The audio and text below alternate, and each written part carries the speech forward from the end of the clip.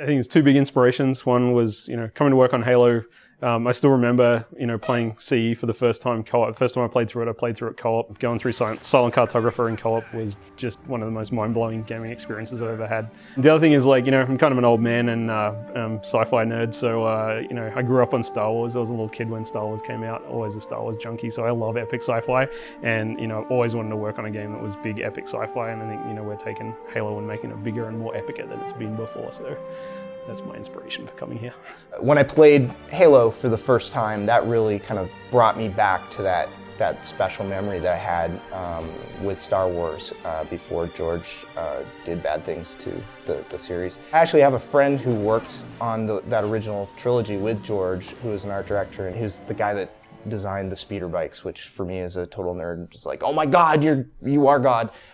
So he always talked to me about what it meant to have had an impact on something with such a lasting legacy. The opportunity to work on something like Halo that I really believe has the potential to reach an audience and make an impact the same way that Star Wars did to me was part of what inspired me to want to come here and work on the series. I know that television series like Battlestar has been absolutely incredible as far as driving ideas and thoughts and what I can perceive and then bring to the player and put in their hands for their entertainment.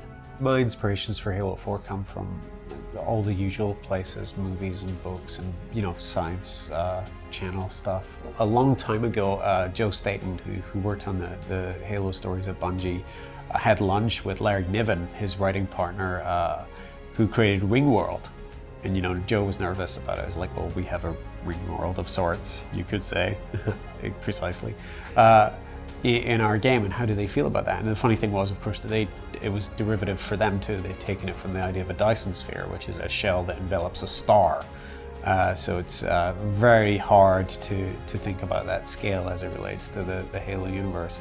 But people like Arthur C. Clarke and Ian Banks and all these authors are always pulling bits from real ongoing science, and Halo does that to a limited extent. But it also borrows from other sci-fi elements in other medium.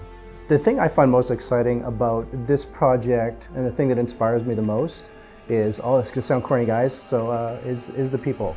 We've hired an absolutely amazing staff, and it's the kind of people that rubbing elbows with on a daily basis is a f***ing honor. And you like monsters and explosions, so I think it's a safe bet you're gonna love this game. Other stuff that inspires me. So from a gaming standpoint, and you can draw absolutely no insight into the game that we're making from this, but one of the most inspirational games for me as a game designer has been Eco. And I remember playing that game and being emotionally moved in a way that I'd never been by games before or probably since, and really seeing at that moment the potential of the medium. So I guess in some ways you can say wanting to create the kind of emotional resonance that I felt in that experience, but channeled into a Halo 4 appropriate sort of medium or manner, that's very inspiring to me as well.